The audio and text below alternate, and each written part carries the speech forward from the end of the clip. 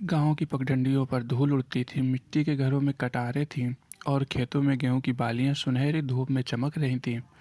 उसी गांव के किनारे एक टूटा फूटा झोपड़ा था, जहां रहती थी किरण, एक 12 साल की मासूम लड़की। चेहरा भले ही गोरा चिट्ठा था, आंखों में चमक थी, पर जीवन ने उसे बहुत जल्दी कठोर बना दिया था। किरण के माता पिता का देहांत एक सड़क दुर्घटना में तब हुआ जब वह सिर्फ 6 साल की थी। रिश्तेदारों ने पहले पहले कुछ दिन सहारा दिया, पर धीरे धीरे सब किनारा कर गए। किसी ने कहा हमारे पास पहले ही बहुत बच्चे हैं, किसी ने कहा लड़की पालना आसान नहीं, और अंत वह अकेली रह गई। उसके पास था बस पिता की टूटी चारपाई, माँ की पुरानी साड़ी और यादों का अनगिनत खजाना। गांव के लोग तरस खाकर कभी कभार रोटी दे जाते, लेकिन रोज का चूल्हा खुद ही जलाना पड़ता। छोटी उम्र में ही उसे समझ आ गया था कि जीवन किसी का इंतजार नहीं करता, हर किसी को अपना रास्ता खुद बनाना पड़ता है। बचपन का बोझ। किरण जब स्कूल जाती, बच्चे उसे चिढ़ाते, अनाथ अनाथ। वह चुपचाप सह लेती। उसके पास किताबें भी पुरानी फटी हुई थीं, जो मास्टर जी ने दया कर दी थी। पढ़ाई में अच्छी थी, पर भूख और थकान उसकी आंखों का तेज धीरे धीरे कम कर रही थी। शाम होते ही वह खेतों के लकड़ी बीन लाती, तालाब से पानी भर लाती और झोपड़ी में छोटी सी आग जलाकर खुद के लिए खाना बनाती। कई बार खाना ना होता तो वह बस पानी पीकर सो जाती। उसका नन्हा दिल डर से कांपता और आसमान की ओर देखकर कहती, माँ बाबा, आप वही हो ना, मुझे देख रहे हो ना, मैं हारूंगी नहीं। गांव का बेरुखापन। गांव में कुछ लोग मददगार थे, पर बहुतों की नज़र में वो बोझ थी। कोई उसके हिस्से की ज़मीन हड़पना चाहता था, कोई उसे शहर भेजने की बात करता था। एक दिन गांव के मुखिया ने कहा, लड़की तू अकेली है, अच्छा होगा अगर तू काम के लिए किसी के घर चली जाए। किरण ने आंखों में आंसू भरकर कहा, पर मेरी माँ ने कहा था कि इस घर को मैं छोड़ूं नहीं, ये मेरा आशियाना है। मुखिया ने ठंडी सांस भरी और चला गया। श्रम और संघर्ष। धीरे धीरे किरण ने अपने जीवन की गाड़ी खुद खींचना शुरू किया। वह गांव के घरों में झाड़ू पोछा करने लगी। बदले में लोग उसे अनाज दे देते। सुबह सुबह उठकर काम पर जाना, फिर स्कूल भागना और शाम को पढ़ाई करना, यही उसका रोज का नियम बन गया। उसका सपना था कि वह पढ़ लिख कर अध्यापिका बने, ताकि दूसरी गरीब बच्चियों की मदद कर सके, पर हालात उसके खिलाफ थे। कई बार फीस भरने के लिए उसके पास पैसे नहीं होते। मास्टर जी ने कई बार उसे माफ़ किया, लेकिन कब तक। भाग्य का नया खेल। एक बार गांव में भयंकर बाढ़ आई। तालाब का पानी उफान मारकर खेतों और झोपड़ियों को बहा ले गया। किरण की झोपड़ी भी टूट गई। वह खुले आसमान के नीचे अकेले बैठी रोती रही। उस रात भूख, ठंड और डर ने उसे तोड़ दिया। उसने आसमान से पुकारा, हे भगवान, क्यों मुझे ही चुना है इतनी परीक्षाओं के लिए? क्या मेरी कोई गलती थी? पर उसके आंसुओं के बीच भी मन में कई एक जिद थी, मैं हार नहीं मानूंगी। आशा की किरण। बाढ़ के बाद गांव में राहत सामग्री बांटने शहर से कुछ लोग आए। उनमें से एक दयालु औरत सरला दीदी की नज़र किरण पर पड़ी। उसके गाल घुसे हुए थे, कपड़े फटे हुए थे, लेकिन आंखों में जिद और आत्मसम्मान था। सरला दीदी ने पूछा, बेटी तेरे घर वाले कहाँ हैं? किरण ने धीमी आवाज में कहा, कोई नहीं है। फिर तू अकेली कैसे रह ले रही है? किरण बोली, खुद कमाती हूँ, खुद जीती हूँ, भगवान मेरा साथी है। सरला दीदी की आंखें भर आईं। उन्होंने उसे अपने एनजीओ में पढ़ाई और रहने की सुविधा देने की बात कही। पहले किरण ने मना किया क्योंकि उसे अपनी माँ का घर छोड़ना नहीं था, पर फिर सोचा अगर मैं पढ़ूंगी नहीं तो माँ का सपना कैसे पूरा करूंगी। संघर्ष से सफलता तक। शहर में नई जिंदगी आसान नहीं थी। किरण को शहर की भाषा, तौर तरीके और लोगों की नज़रों से डर लगता था, पर उसने हिम्मत नहीं हारी। दिन रात पढ़ाई में जुट गई। किताबों में ही उसे अपनी माँ बाबा की झलक दिखाई देती।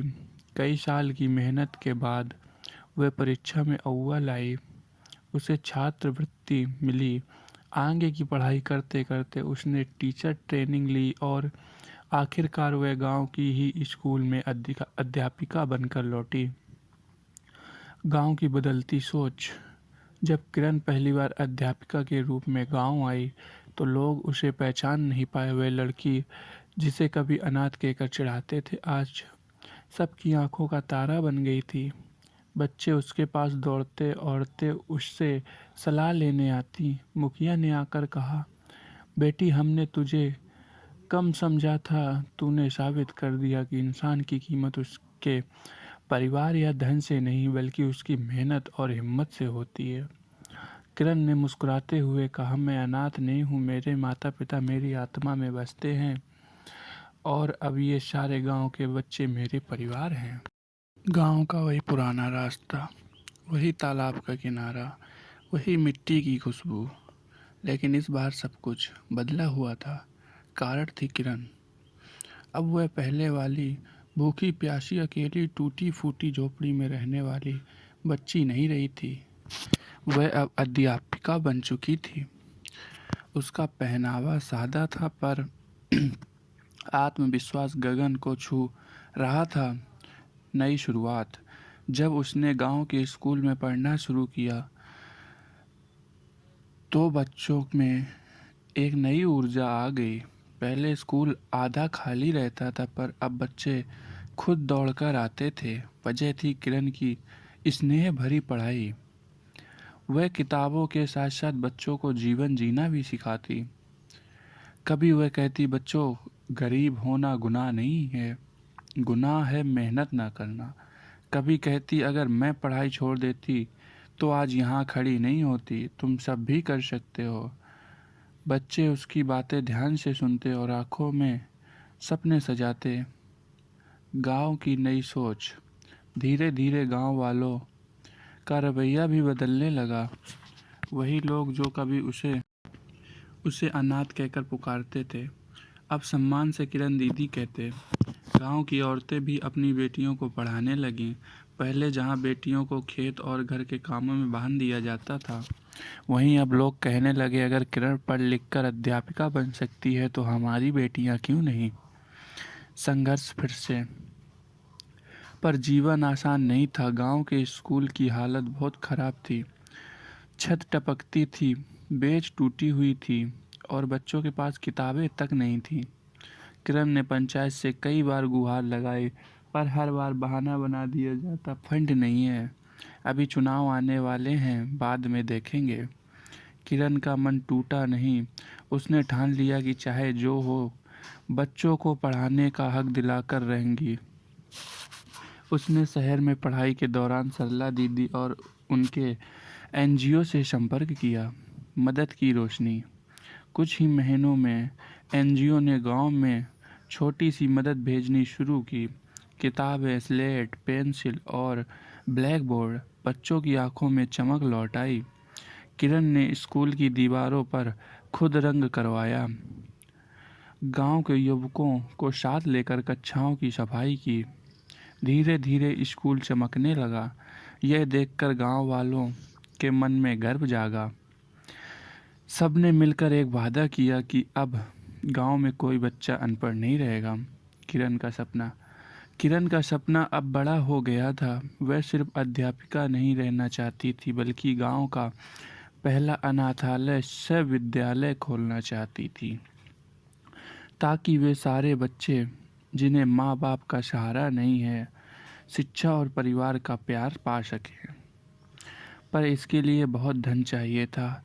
गांव गरीब था, लोग मदद करना चाहते थे पर साधन नहीं थे। किरण ने हार नहीं मानी। उसने गांव की लड़कियों के लिए सिलाई केंद्र खोला ताकि वे अपने हाथ से कमा सकें। लड़कों को उसने खेती के नए तरीके सिखाए। धीरे धीरे गांव आत्मनिर्भर बनने लगा। कठिनाई की घड़ी।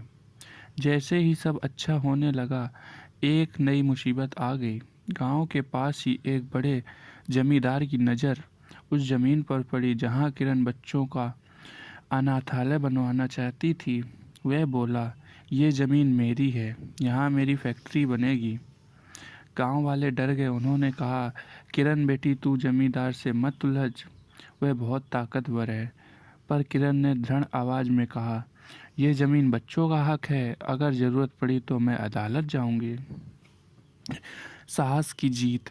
किरण ने सबूत जुटाए कि वह ज़मीन स्कूल की ही थी जिसे पंचायत ने बच्चों के लिए छोड़ा था। सरला दीदी और एनजीओ के लोग भी उसके साथ खड़े हो गए। महीनों की लड़ाई के बाद अदालत ने फैसला दिया, यह ज़मीन बच्चों के अनाथालय और विद्यालय के लिए सुरक्षित रहेगी। गांव में खुशी की लहर दौड़ गई। सब ने मिलकर ढोल नगाड़े बजाए। सपनों का घर। धीरे धीरे दान और मदद से गांव में पहला छोटा सा अनाथालय बना। मिट्टी के दीवारों पर सफ़ेदी की गई। बच्चों के लिए रंगीन बिस्तर बिछाए गए और एक छोटी लाइब्रेरी भी बनाई गई। जब पहले दिन 5 अनाथ बच्चे वहां आए तो किरण की आंखें भर आईं। उसने उन्हें गोद में लिया और बोली, आज से तुम सब मेरे परिवार हो, मैं अकेली नहीं हूँ, अब तुम सब मेरे साथ हो। बच्चे खिलखिलाकर हंस पड़े। गांव का गौरव। किरण की लगन ने गांव की पहचान बदल दी। अब लोग दूर दूर से आते और कहते, देखो, ये वही गांव है जहाँ की अनाथ लड़की ने स्कूल और अनाथालय बनाया। सरकार ने भी उसके काम को देखकर सम्मानित किया। अखबारों में उसकी कहानी छपी। पर किरण मुस्कुराकर बस इतना ही कहती, ये मेरी नहीं, पूरे गांव की जीत है। अंत नहीं, नई शुरुआत। अब किरण का सपना था कि हर गांव में ऐसे अनाथालय बने। वह कहती थी, अगर मैं दुखों से लड़कर खड़ी हो सकती हूँ तो हर बच्चा कर सकता है। फ़र्क बस इतना है कि उसे सही दिशा और सहारा चाहिए। उसकी कहानी अनगिनत बच्चियों और बच्चों के लिए प्रेरणा बन गई। गांव के उस छोटे से स्कूल और अनाथालय ने अब एक नई पहचान बना ली थी। बच्चों की खिलखिलाहट, उनकी पढ़ाई की आवाज़ और उनके सपनों की उड़ान पूरे गांव में गूंजने लगी थी। पर किरण का दिल अब और बड़ा सपना देख रहा था। वह चाहती थी कि सिर्फ उसका गांव ही नहीं, आसपास के और गांवों के अनाथ बच्चे भी शिक्षा और आश्रय पा सकें। बड़ा सपना। एक शाम वह तालाब के किनारे बैठी थी। सूरज ढल रहा था और पानी पर सुनहरी परछाइयाँ पड़ रही थी। किरण ने खुद से कहा, माँ बाबा, मैंने वादा किया था कि मैं अपने घर को रोशन करूँगी। अब मैं ये रोशनी पूरे समाज में फैलाना चाहती हूँ। कोई भी बच्चा अनाथ कहकर अपेक्षित न रहे। यही मेरा अगला कदम होगा। नए रास्ते की शुरुआत। किरण ने अपने गांव के अनाथालय को नवजीवन केंद्र नाम दिया और उसके विस्तार के लिए शहर के बड़े अधिकारियों से संपर्क करना शुरू किया। शुरू में लोग उसे गंभीरता से नहीं लेते थे। कई जगह से ये जवाब मिलता, हमारी प्राथमिकता और मुद्दे हैं, अनाथ बच्चों की देखभाल सरकार की जिम्मेदारी है। लेकिन किरण हार मानने वाली कहाँ थी। उसने अपने बच्चों की कहानियाँ और उनकी प्रगति के उदाहरण इकट्ठा किए। जब एक बच्चा जिसने कभी किताब तक नहीं देखी 5वीं कक्षा की परीक्षा में टॉपर बना तो उसने उसकी सफलता की कहानी शहर के बड़े समाचार पत्र में छपवाई। धीरे धीरे लोगों का ध्यान उसकी ओर जाने लगा। चुनौतियों की आंधी। लेकिन जैसे जैसे उसकी पहचान बढ़ी वैसे वैसे मुश्किलें भी आने लगीं। कुछ लालची लोग कहने लगे, ये तो बस चंदा इकट्ठा करने का बहाना है। कुछ राजनीति से जुड़े लोग उसे बदनाम करने लगे। यहाँ तक कि उसके खिलाफ झूठी अफवाह फैलाने गई कि वे पैसे हड़प लेती है। किरण अंदर से टूटने लगी, पर फिर भी उसने बच्चों की ओर देखा। वे बच्चों को जो हर सुबह उसे माँ कहकर गले लगाते थे। उसने खुद से कहा, अगर मैं हार गई तो ये बच्चे भी हार जाएंगे। मुझे हर हाल में आगे बढ़ना ही है। समाज का साथ। किरण ने हार मानने के बजाय पारदर्शिता अपनाई। उसने हर खर्चे का हिसाब गांव की चौपाल पर सबके सामने पढ़कर सुनाया। एनजीओ और शहर के कुछ ईमानदार लोग भी उनके साथ खड़े हो गए। सच सामने आया और झूठ बोलने वाले खुद चुप हो गए। इस घटना के बाद गांव-गांव से लोग उसके काम को देखने आने लगे। कई गरीब परिवार अपनी बेटियों को उसके पास छोड़ जाते, ये भरोसा करते हुए कि उनके भविष्य की रक्षा किरण करेगी। नई ऊंचाइयां। कुछ सालों में नवजीवन केंद्र सिर्फ गांव तक सीमित नहीं रहा। पास के 3 गांवों में उसकी शाखाएं खुल गईं। हर जगह छोटे छोटे घर और स्कूल बने। बच्चे अब सिर्फ पढ़ाई ही नहीं, खेल, संगीत और सिलाई बुनाई जैसी कला भी सीखने लगे। किरण ने बच्चों से कहा, तुम्हें सिर्फ पढ़ाई ही नहीं करनी बल्कि अच्छा इंसान भी बनना है। जो पीड़ा मैंने सही है वो तुम किसी और को मत देना। सम्मान और पहचान। धीरे धीरे किरण का नाम जिले भर में फैल गया। उसे सरकार की ओर से सर्वश्रेष्ठ समाज सेवी पुरस्कार दिया गया। मंच पर जब वह सम्मान लेने गई तो हजारों लोगों की तालियां गूंज उठीं।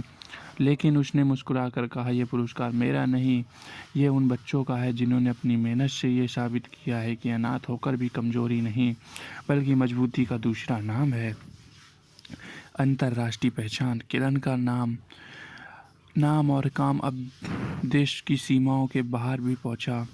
विदेशों से भी संस्थाएं उसके नवजीवन केंद्र का समर्थन करने लगीं। कुछ लोग आए और बोले, किरण जी, हम आपके इस मॉडल को और राज्यों में फैलाना चाहते हैं। उस पल उसकी आंखों में आंसू बह निकले।